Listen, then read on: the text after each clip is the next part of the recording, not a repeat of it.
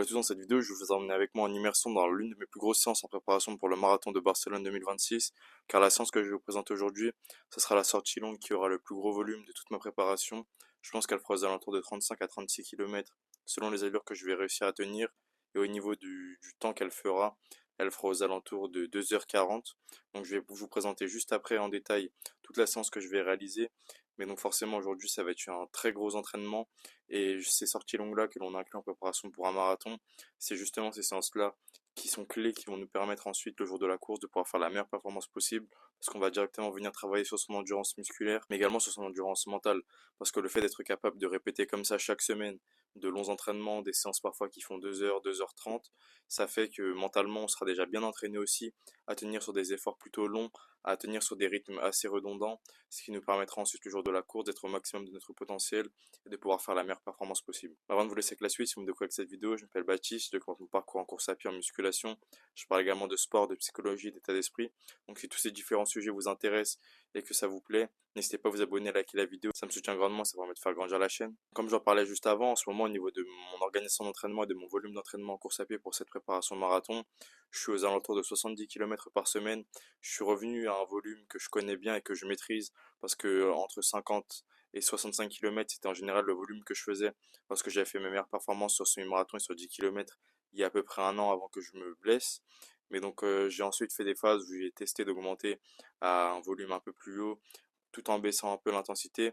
Mais j'ai l'impression que ce qui me plaît le plus aussi, c'est le fait de potentiellement faire un peu moins de volume, moins d'endurance fondamentale, mais de faire plus d'intensité et de répéter ça au fil des semaines, ce qui m'avait permis d'atteindre mon meilleur niveau. Donc petit à petit, j'ai un peu envie de revenir à ce que je connais et à ce qui me plaisait, parce qu'au-delà de l'aspect que je veux devenir meilleur en tant que sportif et faire de meilleures performances, je le fais aussi pour prendre du plaisir dans mes entraînements, et que chaque semaine j'aime m'entraîner et j'aime ce que je fais, parce que c'est potentiellement ce qui va me permettre ensuite d'atteindre de meilleurs résultats.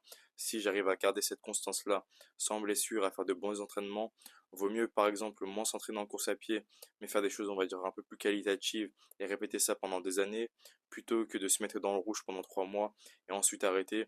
Et je pense que je prenais la mauvaise direction, donc c'est pour ça que là, j'ai décidé de tester une nouvelle organisation d'entraînement et de revenir à ce que je connaissais déjà. Concernant la sortie longue du jour, comme je vous l'ai dit, elle va faire aux alentours de 2h40. Ça va être, je pense, la séance avec le plus gros volume que j'aurai fait durant toute ma préparation marathon. Je pense pas qu'il y aura besoin de faire plus de 36 km pour se préparer pour un marathon. Donc je vais tout d'abord commencer par 1 heure en endurance fondamentale. Donc ça va comprendre la partie d'échauffement. L'idée c'est d'accumuler juste du volume facilement sans trop se fatiguer les jambes. Mais mine de rien, 1 heure en endurance fondamentale, même si c'est pas forcément très intense, ça va quand même permettre d'entamer mon corps et de commencer ensuite à basculer dans une partie de qualité avec des jambes déjà un peu fatiguées. Donc c'est en quelque sorte une pré-fatigue, ce qui va me permettre ensuite de pouvoir travailler sur mon économie de course et sur mon endurance. Concernant la partie de qualité, je vais faire 2 blocs de 10 fois 2 minutes avec 1 minute de récupération. L'idée c'est que pour les blocs de 2 minutes, je vais tenter de me mettre dans un effort, on va dire autour de 6 à 7 sur 10. Donc quand même sentir que c'est un effort qui me demande de l'effort et pas au point d'être dans le rouge, parce que c'est important en préparation marathon de mettre de l'intensité, de quand même se donner au maximum. Et si on se crame trop à chaque séance, on va pas faire les bonnes adaptations, on va pas bien progresser sur le long terme. Je pourrais très bien faire les 10 fois 2 minutes beaucoup plus rapidement que je vais les faire, mais je sais que sur le long terme, ça va pas payer et ça va potentiellement faire que je vais me blesser ou que je vais avoir des douleurs qui vont revenir. Alors que là, l'idée, c'est juste de tenir semaine après semaine, sans blessure, d'accumuler du volume, d'accumuler de la progression. Et c'est justement ça qui me permettra de performer au mieux. Entre les 2 blocs de 10 fois 2 minutes, je vais mettre 10 minutes en endurance fondamentale. Une fois que j'aurai terminé ces 2 blocs de qualité, je vais prendre 30 minutes en endurance fondamentale. Ça va me permettre de terminer la séance, d'accumuler du volume, ce qui va potentiellement me permettre de monter aux alentours de 35 à 36 km. Donc sur le papier, cette séance-là, elle peut faire un peu peur, et je vous cache pas que avant de la réaliser, ça fait un peu peur. On se dit qu'on va vraiment devoir se donner au maximum de son potentiel mentalement et physiquement, même si forcément on fera pas un effort maximal. Mais rien que le fait de devoir se conditionner mentalement et se dire que l'on va devoir faire une séance qui va durer plus de 2h30, c'est forcément un peu difficile. C'est justement ça que j'aime dans une préparation marathon, c'est qu'au-delà de l'aspect progression physique, on va vraiment venir travailler sur sa résilience mentale, sur le fait d'être capable de répéter des efforts semaine après semaine qui seront de plus en plus difficiles et de plus en plus challengeants.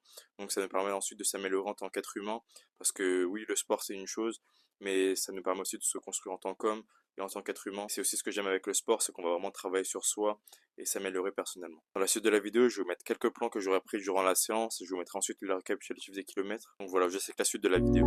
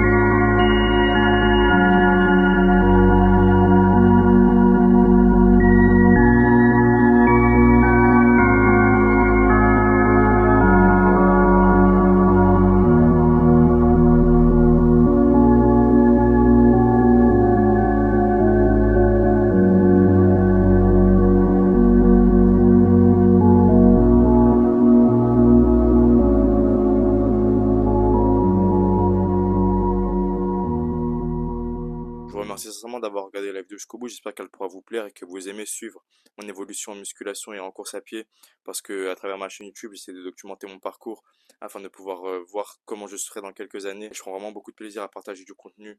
Je suis aussi passionné par ça, par le fait de partager, de donner de la valeur positive au monde. Donc si à travers ma chaîne YouTube, je peux motiver des personnes à se lancer dans un projet, à prendre soin de sa santé mentale, à prendre soin de sa santé physique, c'est avec grand plaisir que je continuerai. En tous les cas, dans les prochaines semaines, je vais continuer à documenter ma préparation pour le marathon de Barcelone 2026, ainsi que ma progression en musculation. Donc n'hésitez pas à vous abonner, à liker la vidéo, ça me soutient grandement, ça permet de faire grandir la chaîne. Et prenez soin de vous, on se revoit très vite.